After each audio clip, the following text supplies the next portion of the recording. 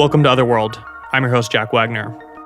This story comes from a man named Eikeland, who was actually a forest firefighter at the time, which I'm sure comes with many strange experiences, but oddly enough, the forest firefighting has nothing to do with this story. Eikeland emailed me with two experiences he's had, seeing something strange at night. And, of course, I've heard a lot of stories of people seeing something strange at night. But honestly, once I read these, I realized that I have never heard anything exactly like this before. And I think you'll see why. The stories aren't particularly long. In fact, they're quite brief. But there's something really disturbing about them, especially the second one. In fact, I should probably put a trigger warning on this. The second one does briefly mention sexual assault, and it's also just generally horrifying for a few brief moments. If that's not something you want to hear, you can totally skip over it. I think it'll be pretty obvious when the time to skip comes around. But yeah, like I said, I've never heard anything exactly like this, and I'll let Eikeland explain for himself. Let's get this episode started. This is episode 29. The title is Fight or Flight, and you're listening to Otherworld. Hello? Bobby? Yes, it is. You still home? Yeah, let us know when you're ready. Okay. Sample in the Pacific Island for This is a story about.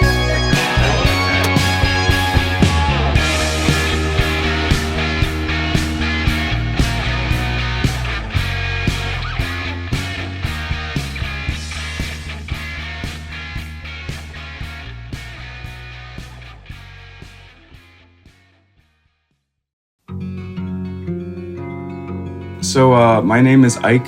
I live in the Pacific Northwest. Right now I work swing shift doing metal fabrication. I've also done wildland firefighting, door-to-door canvassing, bunch of different stuff. My life's pretty good out here, I think. I'm married, I have a nice little apartment. You know, when it comes to the supernatural, I've always been really interested, but for the longest time, it was just kind of stories to me. It's kind of like, oh, well, maybe, but maybe not. You know, sort of like how like an urban legend gets started, like somebody sees a barrier in the woods and it becomes Sasquatch or something like that. But, you know, after a couple different things happened, it kind of became a little bit more real for me. I guess to preface both of these stories, I've had sleep paralysis since I was maybe 13 or 14. But, you know, once I figured out what it was and kind of how it worked and that it was your body trying to wake up from sleep, but kind of getting stuck between, you know, that's kind of been my experience of it since is, you know, it's like, oh, okay, my body is trying to wake up. I'm getting all these distress signals. I'm getting this weird ringing in my ears. It's stressful, but it's more like annoying than anything. I don't typically see even like the room that I'm in all that much. And I definitely don't usually see things in the room with me. So I just want to throw that out there that I'm, you know, I know what sleep paralysis is, and I understand that experience. So these two things that happened to me, these were, I think, very clearly different than that. And I'm not even sure if they were really in a state that is sleep paralysis or if it was something similar to that, but that's how they started. So the first one, I was living in this really old house in North Carolina with a couple of my friends. So I'm not originally from the Pacific Northwest. I used to live in New England, but while I was finishing up college, my folks moved to North Carolina. And after college, I didn't really have anything going on where I went to school. So I moved down to North Carolina. And I eventually moved out after a couple months, and some of my friends moved in with me. We rented this big house together. It was this really old house. I think it was built in like the 1840s or something like that.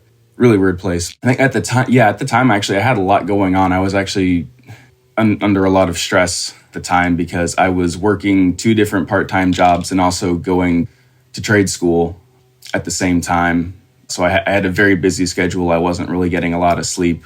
As for the people I was living with, actually 2 of them were friends that I've had since high school, like really close friends.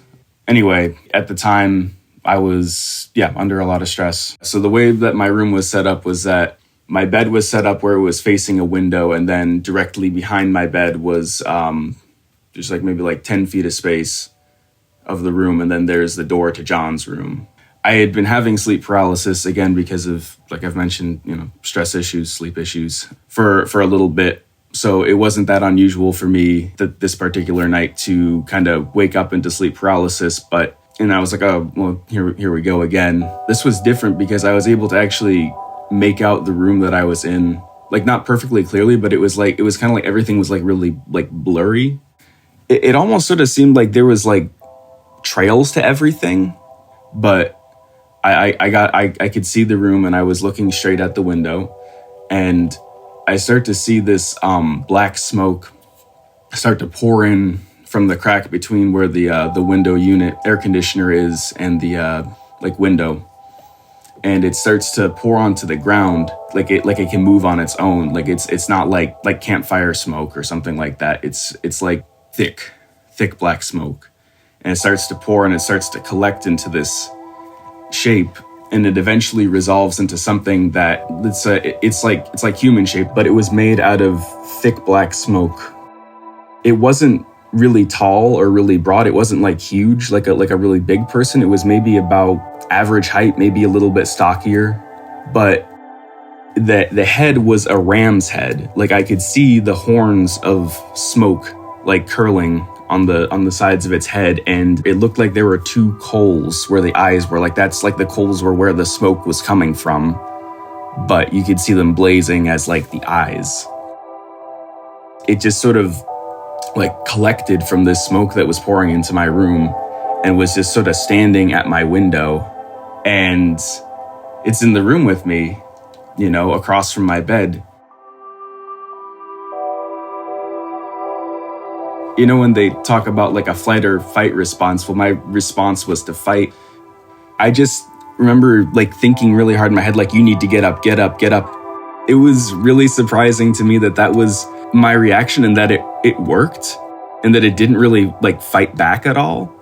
It was just kind of I don't know, like a dumb instinct. I almost felt like I was gliding towards it. It was just kind of this blur of energy as I was moving towards it. And then I remember hitting it as hard and as fast as I could, because I don't know that there's any belief system where something that looks like that is something that you want in your room. I don't remember. I feel like I must have gotten the head and the body a lot. I remember hitting the body a lot, and that's kind of where I felt it just sort of crumpled. It wasn't a fully solid thing. It was just sort of this sack of, I don't know, or like a scarecrow or something that was stuffed, I guess, with cloth or rags or something like that. And that also really surprised me that I was actually making contact with something, because I thought that you would think something made out of smoke you wouldn't be able to punch it, and that's why it's also looking back why that's such a strange response to something like this, because you can't punch smoke, but it worked, and it sort of crumpled to the ground, and then that's when it sprang back up and sort of turned back into smoke and shot out the window, almost like it was there was a vacuum that sucked all the smoke back out. And then I woke up, or came back into consciousness, and I was just in my bed. I made a note of the time. I was like, wait, how much longer do I have to sleep? And it was 2:40 in the morning or so. And so the next day, I talked to my friend John, and I say, I had the weirdest dream last night. And he said, yeah, I had a pretty weird night last night too. And I said, what do you mean? And he said, I was staring at the door between our room. I woke up in the middle of the night, and I was staring at it, and there was this black smoke that was pouring into my room. And I said, was it a thick black smoke? And he said, yes. And it was not like something was on fire, but the smoke was moving, it was living. And he said that it started to pour down into the room and started to pool at the base of his door, and it was starting to form something, but then it shot back up out the door. I asked him what time it was, and he said, same time was around 2:30 to 2:40, and that he was just in his bed, just like afraid, just watching this smoke pour into his room and then watching it shoot back up out of it. So, yeah, I mean, the thing is, like, if he hadn't told me that whole thing, it would have just been a weird dream to me. It would have been like, wow, that was one of the weirder nightmares I've ever had. That's like one of the weirder ways that I've ever had sleep paralysis. But because he experienced something very similar to me at the same time that I experienced it, that made it clear to me that there was something that was in our house that I didn't want there, that what probably wasn't supposed to be there.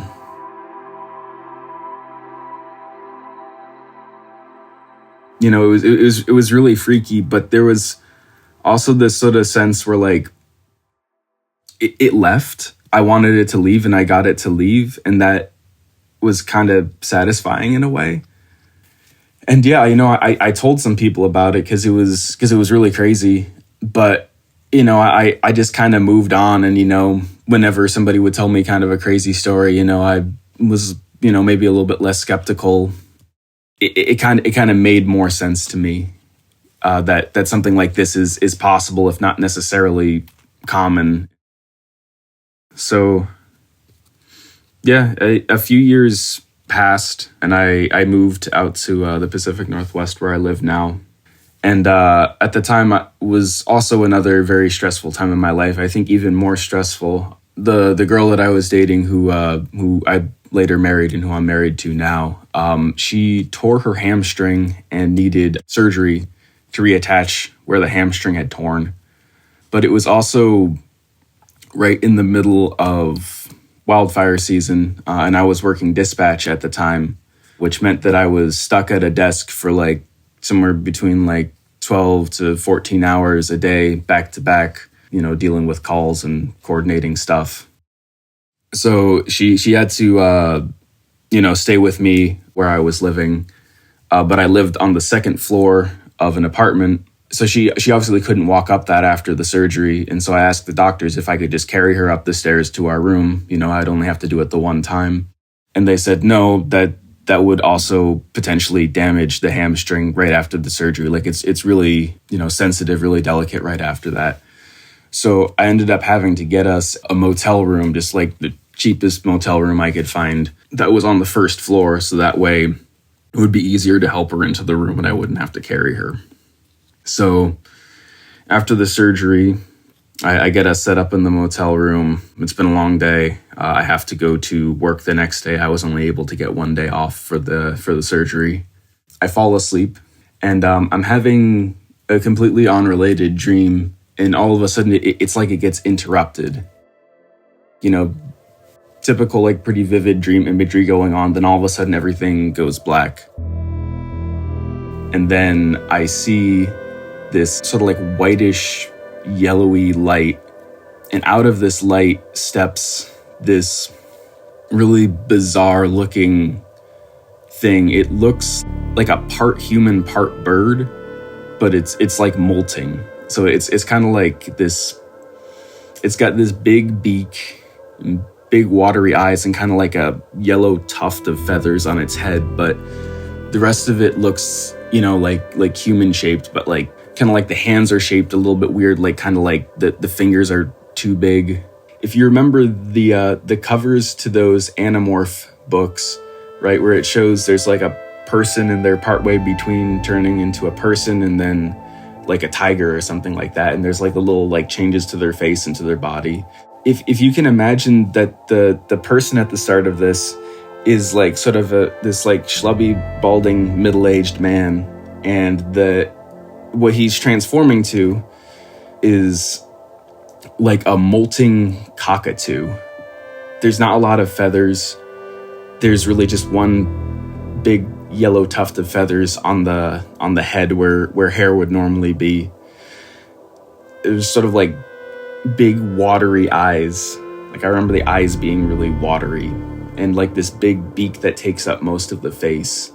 And the skin is like kind of looks like a bird skin, but again no feathers, so it's like molted.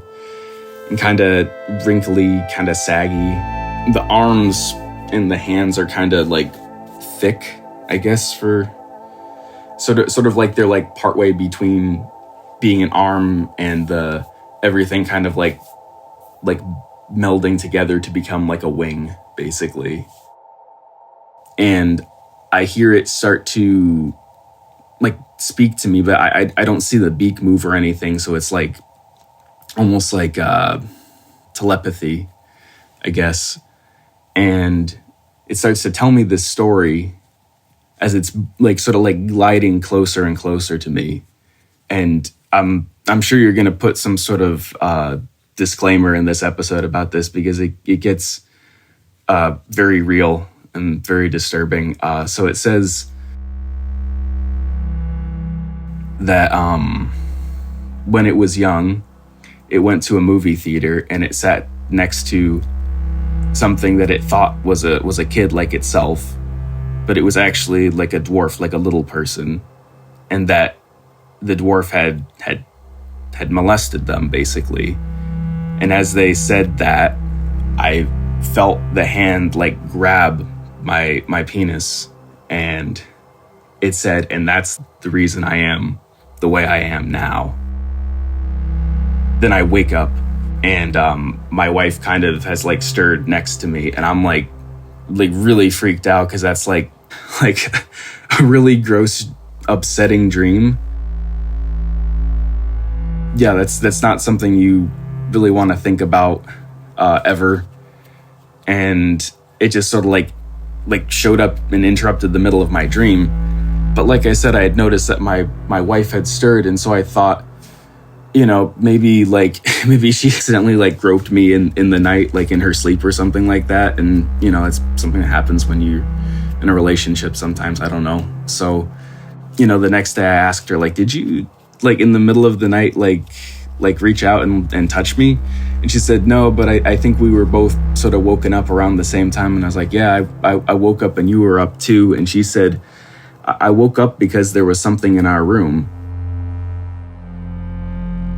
And I'm like, oh no, not again. And I asked her what it was, and she said, I think it was a spirit, because there was this person who had this sort of like this like glowing white light around him walking in our room, like walk through our room. And she said that she just got like the worst feeling from him, like the sense that like in life this person had been like a predator, like just like a really like gross, unsavory person. And I asked her if she could describe what he looked like, and she said that he was short and kind of balding, kind of schlubby. She said that she just got like the worst impression just looking at him. And I said, okay, well, like almost exactly like the last one. Like you're never gonna believe what my dream was like last night. And so I described it to her.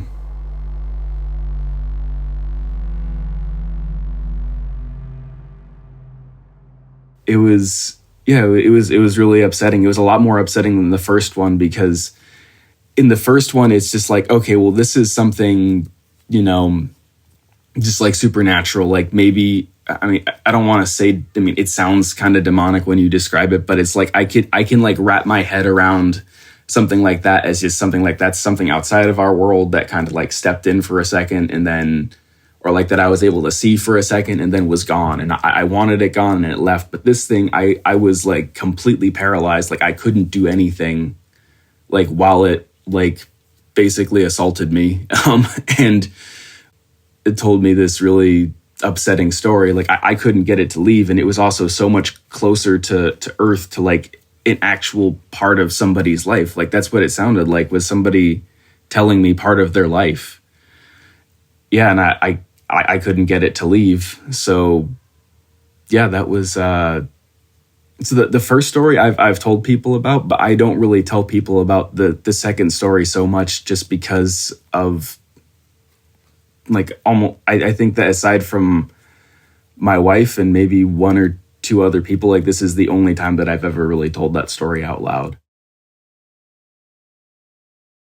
I think that both of these experiences made me more open-minded to the possibility of, something like a spirit or a demon, or even I wish it was something nice like an angel or something like that had visited me. But I think that it's just kind of something that I keep in the back of my mind, and especially when I listen to somebody tell a story, I kind of like I said, it seems more real to me. It seems more plausible, and like I believe people now when they tell me, and I've heard people tell me some really wild stories, and now I'm like, before this happened to me, I would have been like, okay, like you're just kind of showing off as like a party trick or whatever, like maybe something happened and maybe you're exaggerating. But now it's like, no, that I could see that. It's like I can picture something like that happening a lot more.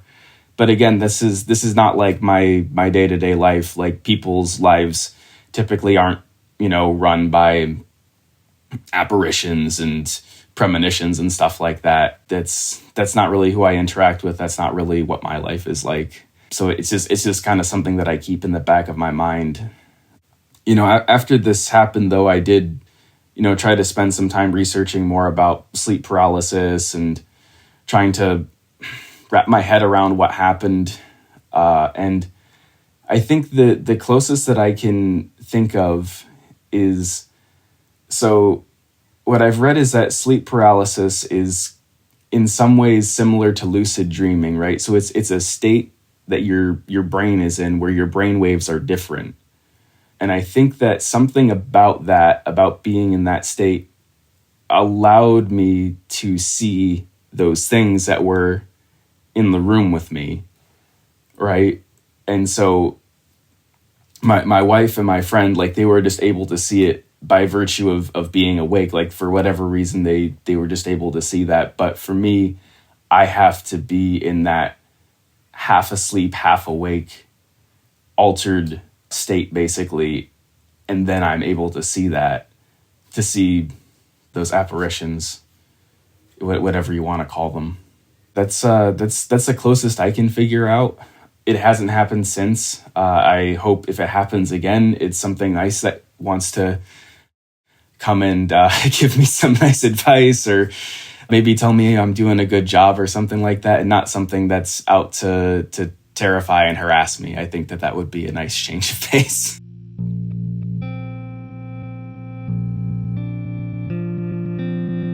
All right, thank you, Eikeland, for telling us those stories. I should mention that I did ask if his wife would be down to talk to me and give me her side of the story. Eikeland said that she is not interested, and I do not blame her. It sounds like the surgeries were hard enough, let alone dealing with seeing these horrible things in the motel where they are staying during that time. And after we spoke, I did look up the motel that they are staying at. And I'm not sure exactly what I was looking for. Maybe just to see if any crimes had occurred there.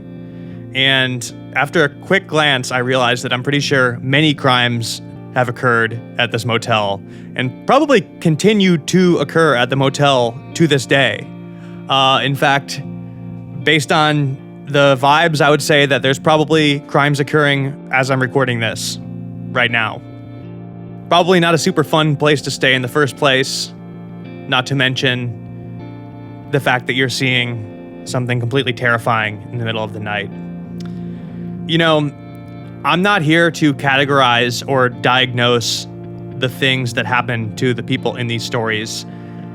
But even if I was, I really haven't heard anything exactly like what happened to Eikeland. And it's such a specific thing. Not to mention the fact that his wife saw something too, which felt the same, but looked quite different. The topics that we touched on in the Gateway Process episode and the Wendy Black Widow series as a whole really changed the way I look at things. As humans, when we see and hear, that's just our brain processing and interpreting light and sound waves the best it possibly can. And when that data is incomplete or confusing, our brain does its best to process it. And sometimes that can cause two people to perceive the same thing completely differently. I mean, just look at optical illusions. That's essentially what's happening. Your brain is getting tricked by confusing data.